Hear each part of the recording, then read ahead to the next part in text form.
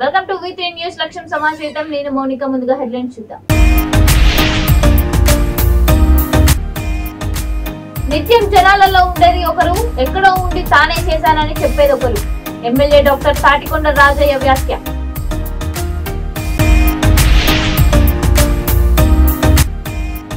అప్రకటిత విద్యుత్ కోతలు ఆపాలంటూ కొవ్వొత్తులతో నిరసన ర్యాలీ. వేలపాల లేని కోతలపై మాజీ ఎమ్మెల్యే కొండపల్లి అప్పలనాయుడు ఆగ్రహం.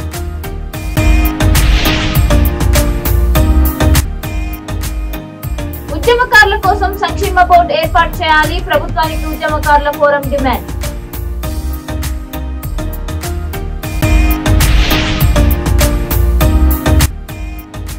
ఎన్నికల్లో పద్మశాలీలకు అధిక సీట్లు ఇచ్చే పార్టీకే మద్దతు ఇస్తాం. తెలంగాణ పద్మశాలి సంఘం అధ్యక్షుడు మచ్చ ప్రభాకర్ రావు స్పష్టీకరణ.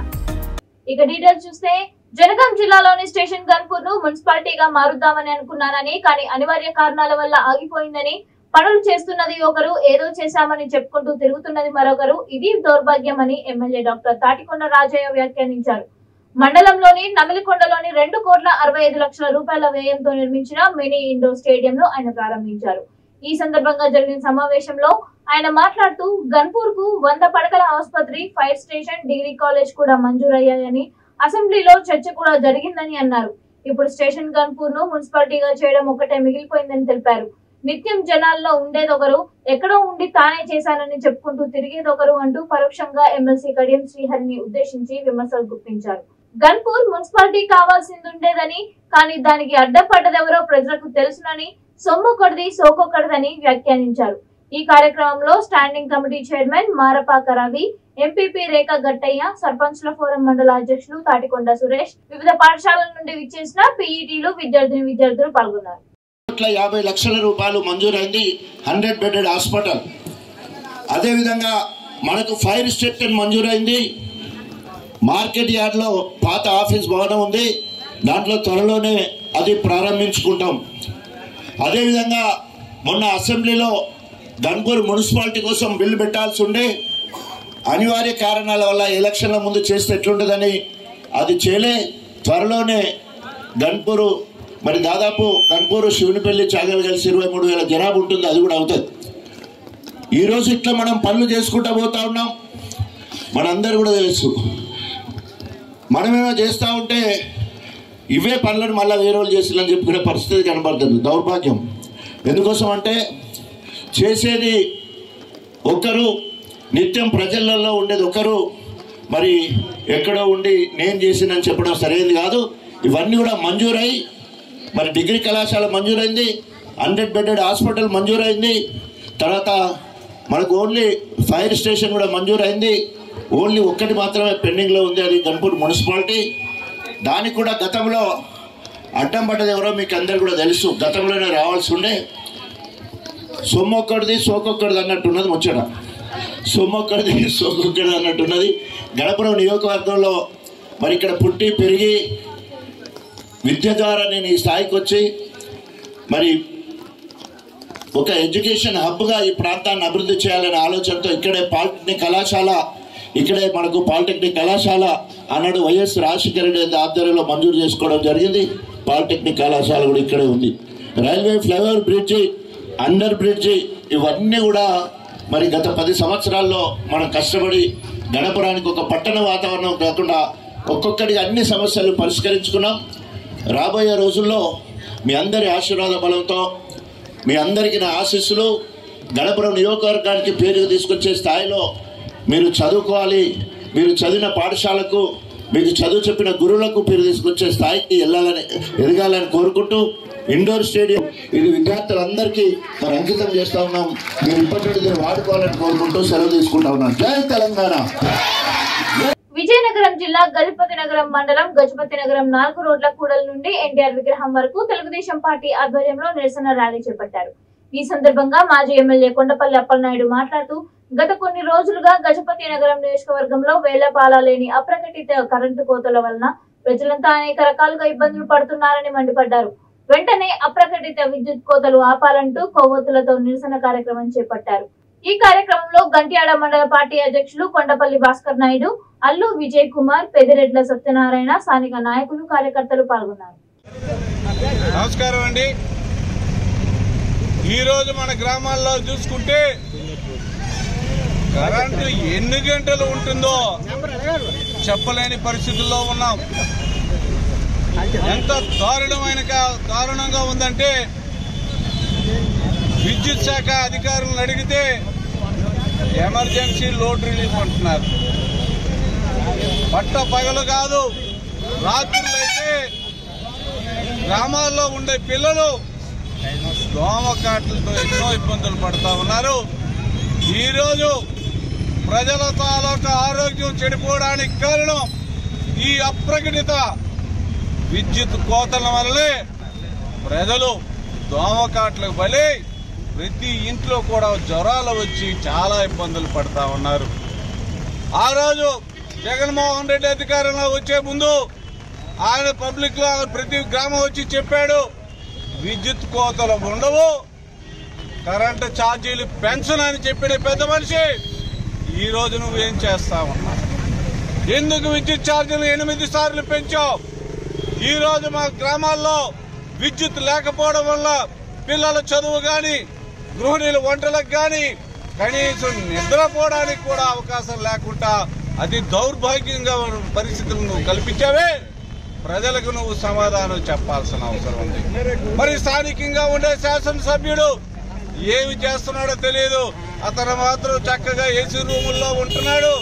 ఈ కింద గ్రామాల్లో ప్రజలు ఇబ్బందులు పడుతున్నా పట్టించుకునే పరిస్థితుల్లో లేరని చెప్పి మీ ద్వారా ప్రజలందరికీ తెలియజేస్తూ ప్రజలందరినీ కూడా ఆలోచించమని మీ ద్వారా కోరుకుంటూ సెలవు తీసుకుంటాం. తెలంగాణ స్వరాష్ట్రం కోసం ఉద్యమించిన ప్రతి ఒక్కరిని గుర్తించి వారికి న్యాయం చేయడానికి ఉద్యమకారుల సంక్షేమ బోర్డు ఏర్పాటు చేయాలని ఉద్యమకారుల ఫోరం డిమాండ్ చేసింది. గ్రేటర్ హైదరాబాద్ అల్వాల్లోని ప్రొఫెసర్ జయశంకర్ ప్రాంగణంలో ఫోరం ఆధ్వర్యంలో జరిగిన శాంతియుత దీక్షలో పలువురు ఉద్యమకారులు పాల్గొన్నారు. ప్రజా సంక్షేమ కార్యక్రమాలు ఏ ప్రభుత్వాలు అధికారంలో ఉన్నా చేస్తాయని, నీరు, నిధులు, నియామకాలు అన్న నినాదంతో సాగిన ప్రభుత్వం ప్రజల ఆకాంక్షను నెరవేర్చేందుకు కృషి చేయాలన్నారు. కానీ అసలు విషయంపై దృష్టి పెట్టకుండా సీఎం కేసీఆర్ దాటవేత ధోరణితో ప్రజలను మోసం చేస్తున్నారని ఆరోపించారు. రాష్ట్రంలోని అన్ని రాజకీయ పార్టీలు అసెంబ్లీ, పార్లమెంట్ ఎన్నికల సీట్ల కేటాయింపులో ఉద్యమకారులకు అత్యధిక సీట్లు కేటాయించాలని డిమాండ్ చేశారు. ఉద్యమకారులకు అధిక సీట్లు కేటాయించే పార్టీకే వచ్చే ఎన్నికల్లో ప్రజలు పట్టం కడతారని, లేదంటే తరిమి కొడతారని హెచ్చరించారు.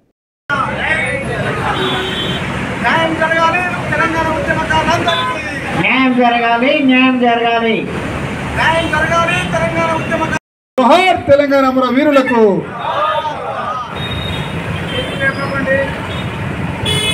తెలంగాణ అమర వీరులకు, జోహార్ తెలంగాణ అమర వీరులకు, జోహార్ జోహార్. ఉద్యమకారుల సంక్షేమ బోర్డును వెంటనే, ఉద్యమకారుల సంక్షేమ బోర్డును వెంటనే ఏర్పాటు చేయాలి. తెలంగాణ ఉద్యమకారులందరికీ న్యాయం జరగాలి. తెలంగాణ ఉద్యమకారుల సంక్షేమ బోర్డును వెంటనే న్యాయం చేయాలి. తెలంగాణ ఉద్యమకారులందరికీ న్యాయం జరగాలి. తెలంగాణ ఉద్యమకారులందరికీ న్యాయం జరగాలి. తెలంగాణ ఉద్యమకారులందరికీ ఉద్యమకారుల ఐక్యత, ఉద్యమకారుల ఐక్యత, ఉద్యమకారుల ఐక్యత. జై తెలంగాణ, జై తెలంగాణ. తెలంగాణ ఉద్యమకారుల సంక్షేమ బోర్డును వెంటనే, తెలంగాణ ఉద్యమకారుల సంక్షేమ బోర్డును వెంటనే.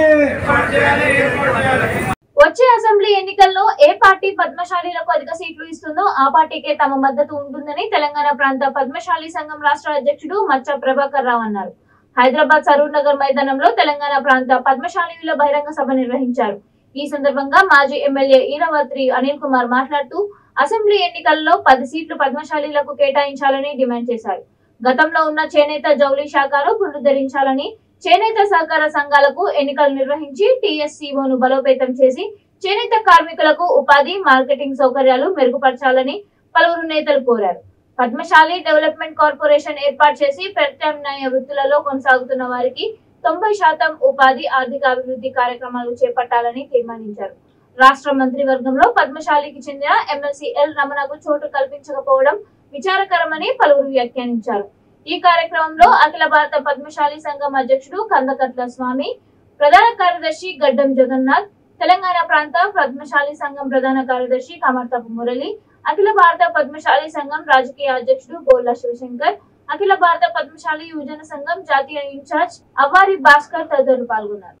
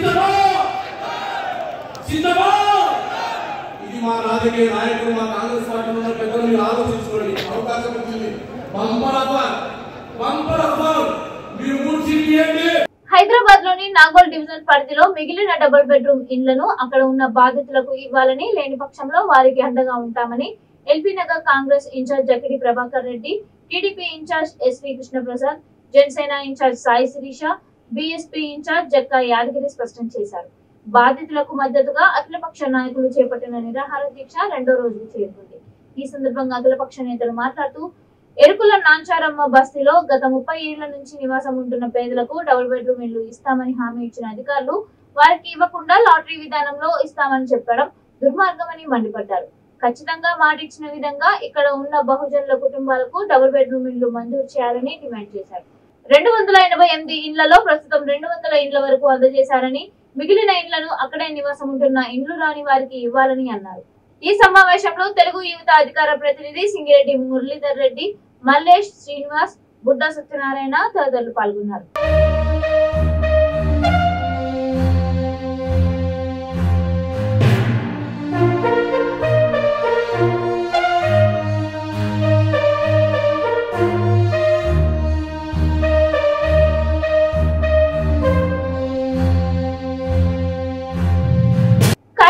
గుంటూరు రాష్ట్ర రహదారిపై తూర్పు గోదావరి జిల్లా అనపర్తి నుండి మార్కాపూర్ వరకు వెళ్తున్న లారీ మార్కాపూర్ నుండి గుంటూరు వైపుగా ఎదురుగా వస్తున్న ఆటోను ఢీకొంది. ఈ ప్రమాదంలో డ్రైవర్ తో సహా ఆటోలో ప్రయాణిస్తున్న 7గురికి తీవ్ర గాయాలయ్యాయి. వీరిలో 2 మహిళలు 1 పురుషుడు అక్కడికక్కడే మృతి చెందారు. మిగిలిన 4గురిని నర్సరావుపేట ప్రభుత్వ ఆసుపత్రికి తరలించగా వారిలో 2 మహిళలు చికిత్స పొందుతూ మరణించారు. దీంతో మొత్తం 5గురు మృతి చెందారు. పోలీసులు కేసు నమోదు చేసి దర్యాప్తు చేపట్టారు.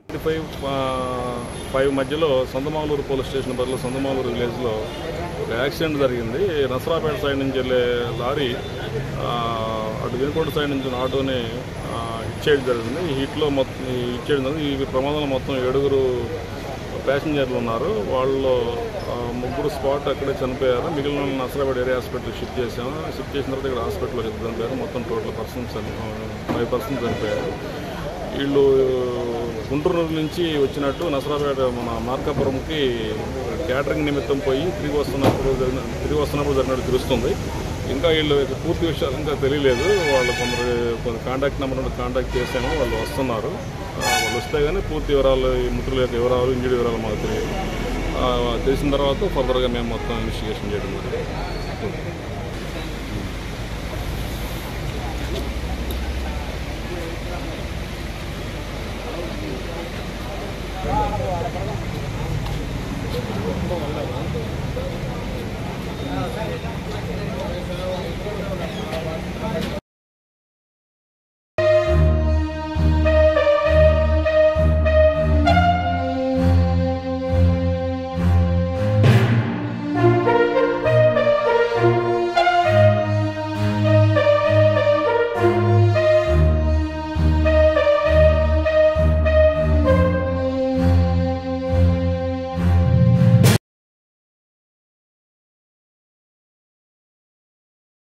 హైదరాబాద్ సనత్ నగర్ జెడ్ కాలనీలోని హనుమాన్ దేవస్థానం ఆవరణలో బ్రాహ్మణ సేవా సంఘం సమైక్య అధ్యక్షుడు వేలల రామ్మోహన్ ఆధ్వర్యంలో పేద బ్రాహ్మణ విద్యార్థులకు ల్యాప్టాప్లు, స్కాలర్షిప్లు అందజేశారు. ఈ కార్యక్రమానికి ముఖ్య అతిథులుగా త్రిదండి దేవానాథ, మహానుజ జియర్ స్వామి, ఎమ్మెల్సీ వాణిదేవి, నీటిపారుదల కార్పొరేషన్ చైర్మన్ వేణుగోపాల్చారి, మాజీ ఎమ్మెల్సీ రామచందర్ రావు, మాజీ కార్పొరేటర్ శేషకుమారి తదితరులు హాజరయ్యారు.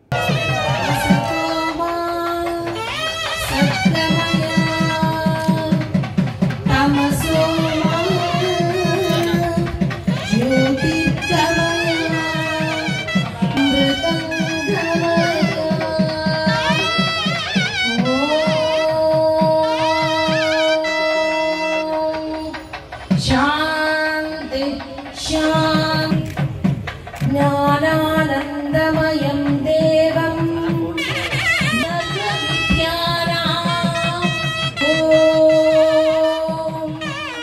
శాంతి. ప్రతి ఒక్కరూ తమ హర్షధ్వానాలతో మన వెల్లాల రామ్మోహన్ గారికి ధన్యవాదాలు చెప్పాలి. Everyone please.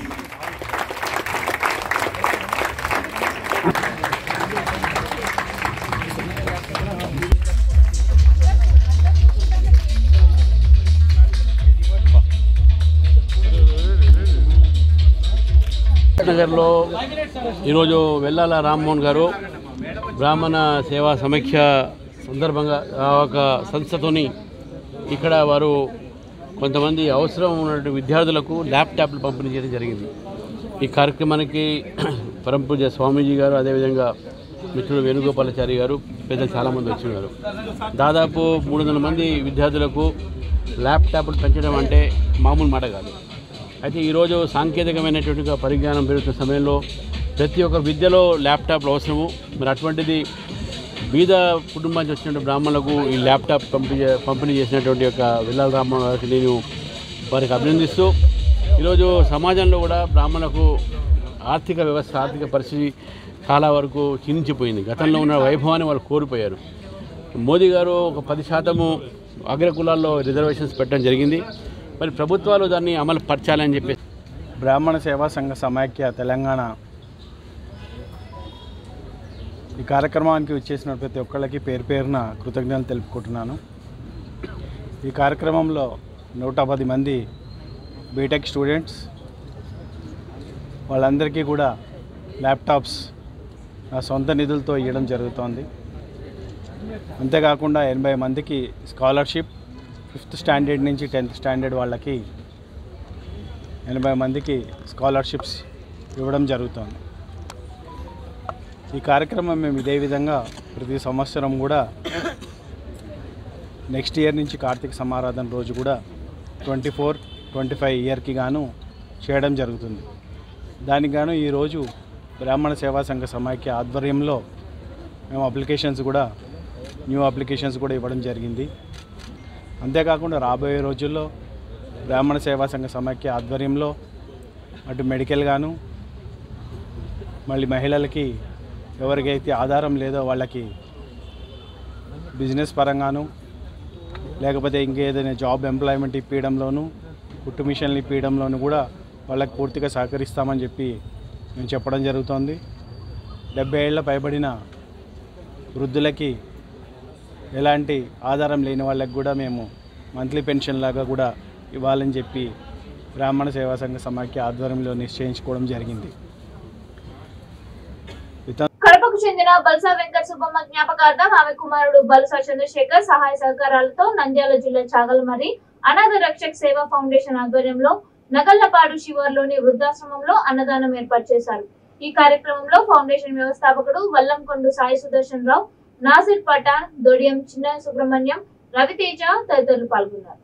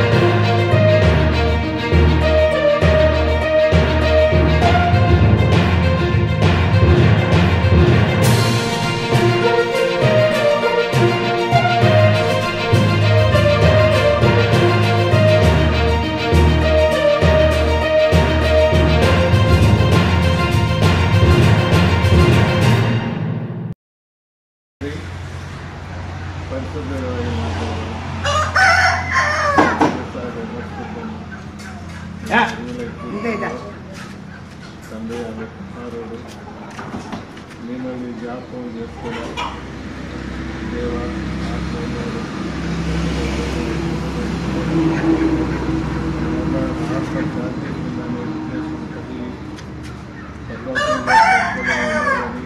ఆశించి చక్కటి భోజనాన్ని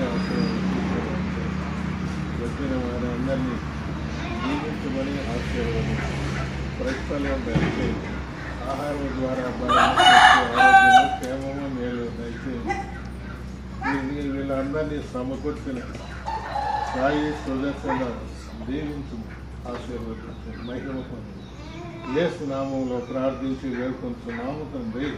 ఆమేన్.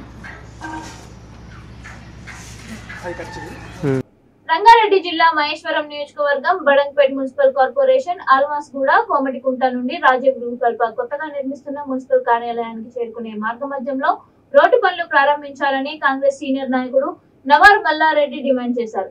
రోడ్డు పనులు చేపట్టకపోవడంతో ఈ రహదారిలో ప్రయాణించే వాహనదారుల కష్టాలు, స్థానికంగా ప్రజలు పడుతున్న ఇబ్బందులు తెలుసుకున్నారు.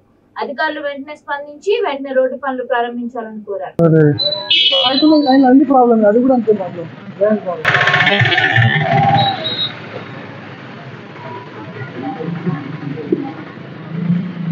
ఏ సమస్య ఇది?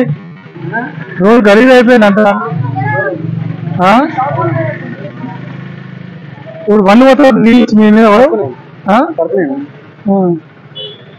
ఇంకా బడంపేట్ మున్సిపల్ పరిధిలోని అల్మాసుగూడ గ్రామంలోని 24వ డివిజన్లో ముఖ్యంగా కోమటికుంట పక్క నుంచి గురకల్ప వరకు రోడ్డు చాలా అధ్వానంగా ఉంది. ముఖ్యంగా మెయిన్ రోడ్ నుంచి పోయే ప్రజలు, ముఖ్యంగా 20వ డివిజన్ 20వ డివిజన్ ఇటు చూస్తే గురంగూడ పోయే 26వ డివిజన్ సంబంధించిన ప్రజలు పోతుంటారు. తీవ్రంగా ఇంత అధ్వానమైన రోడ్ ఏంటంటే మొత్తం గుంతలు, పక్క నుంచి మామూలు వర్షం వస్తేనే ఈ పక్కన డ్రైనేజ్ లైన్ అయితే ఉందో ఆ మురుగునీళ్ళు పారి పక్క నుంచి పోవడం వల్ల ఉన్న రోడ్డు కూడా అంతంత ఉన్న రోడ్డు కూడా ఇంకా అధ్వానంగా తయారైంది. కాబట్టి ఈ రోడ్డు వేయాలని చెప్పి ఈ ప్రభుత్వాన్ని డిమాండ్ చేస్తున్నాను. ముఖ్యంగా ఇక్కడ స్థానికంగా ప్రజలు ఏం చెప్తున్నారంటే స్థానికంగా ఉన్న కార్పొరేట్కి ఎంత చెప్పినా పట్టించుకోవట్లేదు. ఏం పట్టించుకోరు, మా పని ఎప్పుడైతే అని చెప్పి అంటున్నారు. అదేవిధంగా గత వారం రోజుల క్రితం మేడం గారు కానీ బీఆర్ఎస్ పార్టీ చెందిన నేతలు చాలా హడావుడి చేసిరు. ఏంటంటే శిలాఫలకాలు వేసిరు. 7 డివిజన్ల పరిధిలో దాదాపు 65 శిలాఫలకాలు వేసిరు. మరి అందులో ఈ రోడ్డు కనిపించలేదు వాళ్ళకు. ముఖ్యంగా ఎంత అధ్వానంగా ఉందంటే అక్కడ ఆ కోట్లు ఈ కోట్లు డబ్బులు వచ్చినాయి, ఏదో పని అయిపోయినట్టు హడావుడి చేస్తూ కేసీఆర్ బొమ్మకు పాలాభిషేకం చేస్తారు. అయితే ఇన్ని వేసారు కదా, దాంట్లో ఈ రోడ్ ఎందుకు లేదు మరి? మన అల్మాస్గూడ నుంచి రాజగోడతో వెళ్లే రోడ్డు గత 4 సంవత్సరాల నుంచి కూడా ఇబ్బందికరంగానే ఉంది. రోడ్డు పగిలిపోయి గుంతలు కూడా ప్రజలు చాలా సమస్యలు ఉన్నారు. ఆటోలో వెళ్ళడానికి గర్భిణీ స్త్రీలు వెళ్తుంటే కూడా భయం అవుతుంది, ఆటోలో ప్రసవం అయ్యేటట్టుంది. కాబట్టి ఈ రాష్ట్ర ప్రభుత్వం ఈ యొక్క రోడ్డుని చర్య తీసుకొని రోడ్డు రిపేర్ చేయాలని మేము కాంగ్రెస్ పార్టీ నుంచి డిమాండ్ చేస్తున్నాము. గతంలో కూడా వైఎస్ఆర్ పార్క్ నుంచి వెళ్తుండగా ఒక లేడీ డీసీఎం కింద పడి బండి మీద నుంచి గుంతలు ఉండడం వల్ల డీసీఎం కింద పడి కాలు ఇరిపోవడం జరిగింది. అప్పుడు ప్రభుత్వం వచ్చి అప్పుడు మాత్రం ఏదో వేసిన కళ్ళు తీర్చినట్టుగా అప్పటికప్పుడు చెప్పేసి వెళ్ళిపోయారు. కానీ మంత్రి గారు రోజు పేరు తిరుమలేష్, 25వ వార్డు నుంచి కంటెస్టెడ్ కార్పొరేటర్ గా అశోక్ సరిత వాళ్ళని నిలబెట్టాను, మా బ్రదర్ వాళ్ళే. అయితే అల్మాజ్గూడ చెరువు కాడ నుంచి రాజగురుకల్ప వరకు వచ్చే ప్రజలు రవాణాకు చాలా ఇబ్బంది పడుతున్నారు. రోడ్లు చాలా ఇబ్బందులు ఉన్నాయి. 2 వీలర్తో ఫ్యామిలీతో వెళ్ళాలంటే గుంతల కాడ ఆగి ఆగి ఆగి ఆగి కింద మీద పడి వెళ్లాల్సి వస్తుంది. వర్షం పడితే ఇంకా చాలా దారుణంగా ఉంది. ఇంకోటి ఏంటంటే ఆటోలో ఎక్కితే ముసలి వాళ్ళు కానీ డెలివరీ పేషెంట్స్ ఉన్నా కానీ వాళ్ళైతే ఇంకా చాలా దారుణంగా ఇబ్బంది పడాల్సి వస్తుంది. ఈ రోడ్డు గత రాజశేఖర రెడ్డి హయాంలో పడ్డ రోడ్డు ఇంతవరకు మళ్ళీ ఇంత రోడ్డు చూసిన పాపాన ఎవరు లేరు. ఈ రోడ్డు వేస్తామని చెప్పి శాంక్షన్ అయిందని చెప్పారు, మరి ఎప్పుడు వేస్తారా అన్నది తెలీదు. మళ్ళీ ఎలక్షన్ కోడ్ వస్తుందా లేకపోతే అందులో వేస్తారా అది ప్రభుత్వానికి తెలియాలి, ఇప్పుడున్న ప్రభుత్వానికి. హైదరాబాద్ పాత బస్తీ బండ్లగూడ పోలీస్ స్టేషన్ పరిధిలో దారుణం చోటు చేసుకుంది. ఒక యువకుడిని ఒక గ్యాంగ్ కర్రలతో రోడ్డుపై చితకబాదారు. ప్రస్తుతం ఆ యువకుడి పరిస్థితి విషమంగా ఉంది. సంఘటన స్థలాన్ని పరిశీలించిన ఏసీపీ వెంకన్న నాయక్ తీవ్రంగా గాయపడిన యువకుడిని చికిత్స నిమిత్తం ఉస్మానియా ఆసుపత్రికి తరలించారు. పోలీసులు కేసు నమోదు చేసి దర్యాప్తు చేపట్టారు.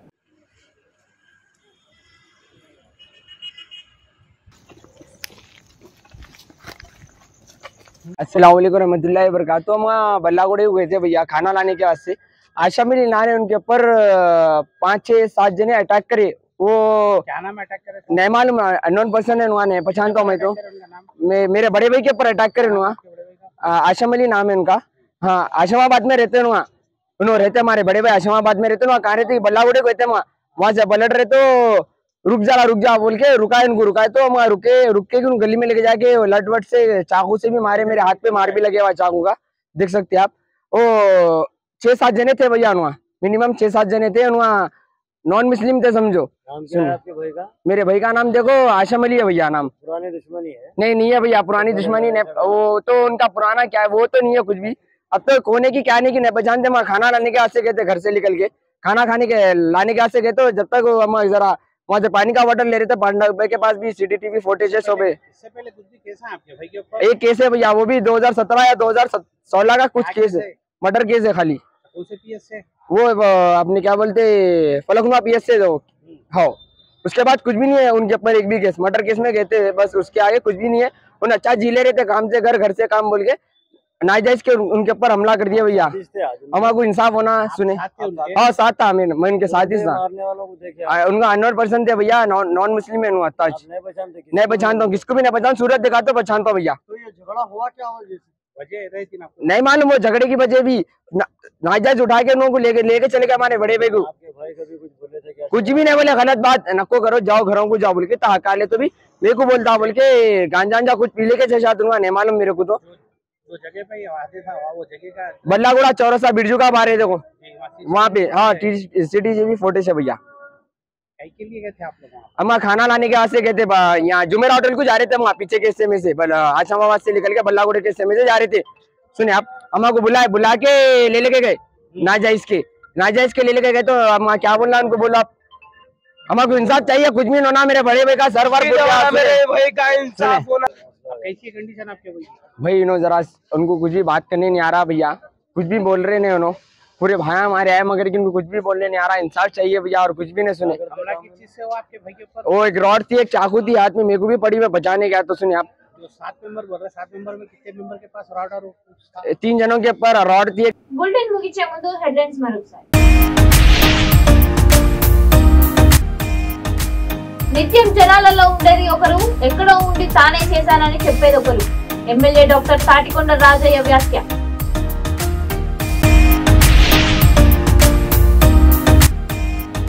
అప్రకటిత విద్యుత్ కోతలు ఆపాలంటూ కొవ్వొత్తులతో నిరసన ర్యాలీ. వేలపాల లేని కోతలపై మాజీ ఎమ్మెల్యే కొండపల్లి అప్పలనాయుడు ఆగ్రహం.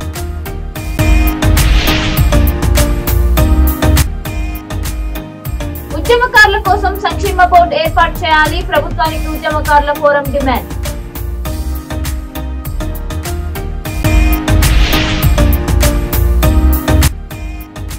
ఎన్నికల్లో పద్మశాలీలకు అధిక సీట్లు ఇచ్చే పార్టీకే మద్దతు ఇస్తాం, తెలంగాణ పద్మశాలి సంఘం అధ్యక్షుడు మచ్చా ప్రభాకర్ రావు స్పష్టీకరణ.